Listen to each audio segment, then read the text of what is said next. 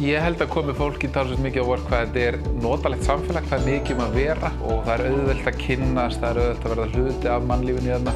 Ég held líka að fólk upplifi bara aðeins svona ró. Að vera kannski komin úr borginni, búa í minni bæ þar sem að svona kannski aðeins minna áreiti, meiri friður. Þannig ég held að fólk upplifi það oft svona sem ákveðið frelsi.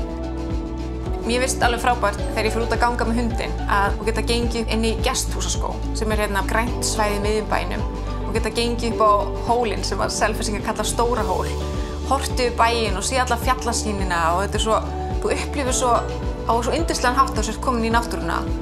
Svo tölum ekki Hellisskóg líka sem náttúrulega alveg dásamlegur, rétt hjá, bara hinn með vána. En síðan bara áin, þegar maður hjólar þar eða labbar, þar alltaf fólk á röltinu. Ótrúlega falleg sýn hvernig sem maður kemur að deginum. En við förum reglulega með krakkana okkar þarna og förum í leik í skóginum og hjólum og ótrúlega gaman. Og algjör ævintýrastaður fyrir krakkana. Krakkarnir okkar eru eins og sumrin, þau eru bara úti allan daginn, fara að heimsækja vini sína. Við svona fréttum af þeim kannski svona hér og þar yfir daginn. Það minnkar þessi tími þar sem þú ert að skutla, sem þú ert í bílnum. Það minnkar þetta áreiti og allir einhvern veginn verða bara svolítið svona frjálsari og ráða sér meira sjálfir. En ég hef heyrt það frá fólki sem flytur hingað að það upplifi akkúrat þetta.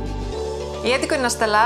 Ég heiti Aron Hinriksson og við erum búin að búa á Selfossi í sirka 20 ár.